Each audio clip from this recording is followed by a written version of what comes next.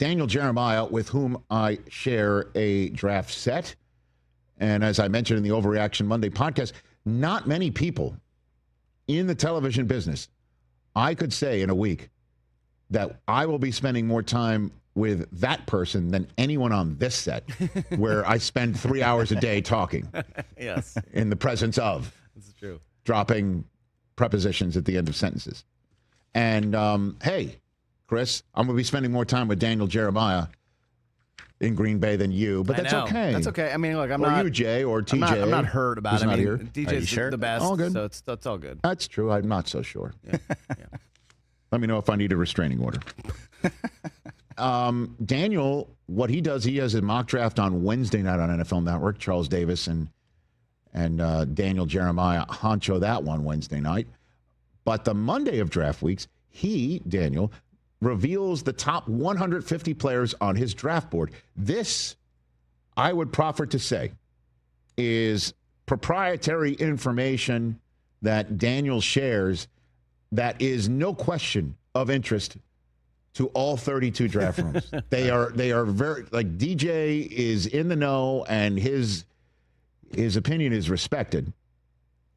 And he's got Travis Hunter, number one on his draft board. Mm-hmm. He should. Which only adds to the question, is Cam Ward a first overall pick? And it's just tough for people to wrap their minds around the fact that a kid who went from Incarnate Word to Washington State to the U, where he showed a remarkable set of skills, physical, mental, the ticker inside, the heart. How many times do you see Michael Irvin on his hands and knees on the sidelines of a Miami game, staring at the scoreboard, knowing that this thing is over, and then Cam Ward just pulled it out of the rabbit hole. Far too many times to count this year. So, but a lot of people just cannot wrap their arms around Cam Ward being in the surefire first overall pick quarterback position like Andrew Luck or Trevor Lawrence or Caleb Williams, right? Joe Burrow, Cam Newton. Sure. Yeah. They just can't wrap their arms around it. But Travis Hunter's number one on Daniel Jeremiah's top 150. You could put up the rest if you don't mind right here. You've got also number two on his list. You got Abdul Carter. You've also got on this list number 3 overall. And this is the thing that you can really get into it. Ashton Genty. Yeah, buddy. And, okay, there's Mason Graham at 4 and Jalen Walker 5. So, where's the quarterback? Because you got 2 tight ends after that. Tyler Warren, we talked about. I'm telling everybody, Colston Loveland, clearly I'm biased, but I've also seen him play more football than pretty much everyone up on the screen right now. He is dynamite. He is awesome. And he's number 7 on Daniel Jeremiah's top 50 prospects list that then has Cam Ward 8th. So the first overall pick in the draft is a quarterback that in Daniel Jeremiah's mind gets pushed up 7 spots. Wow. Just for a need?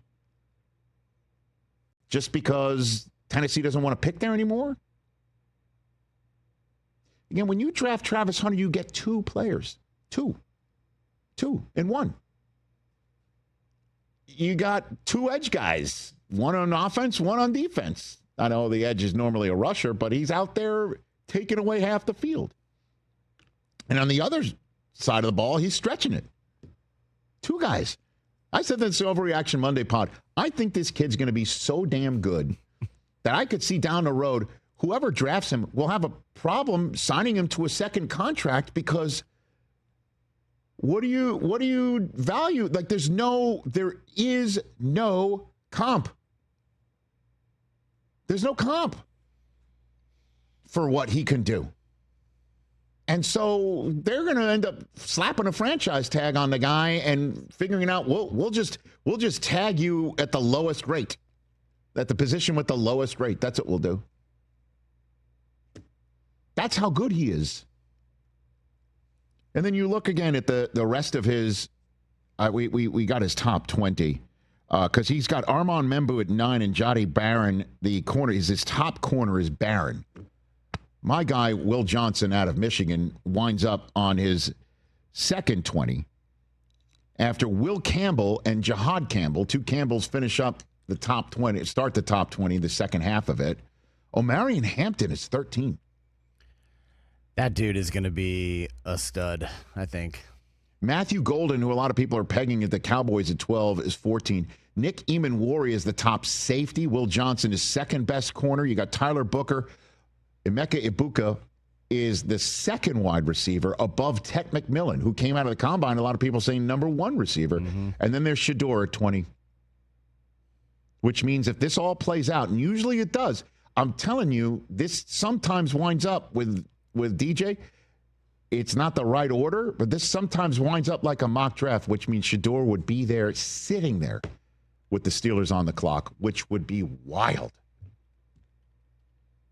If the Steelers stick and pick at 21 and have Shador fall to them, I think they take him, by the way. And would somebody realize that and get a little panicky and want him to the point where they call up the non-quarterback needy Broncos and say, we'll pop up to 20? Unless Hampton's sitting there for Denver to take, or maybe Colston Loveland's sitting there for Denver to take, or one of these wide receivers. My gosh, it's a fascinating draft. But again, if Travis Hunter's number one overall on a draft board and you're the number one overall picking team, take him. Don't overthink it. Crazy. Catch the Rich Eisen Show live weekdays from 12 to 3 p.m. Eastern on Roku Sports Channel in the U.S.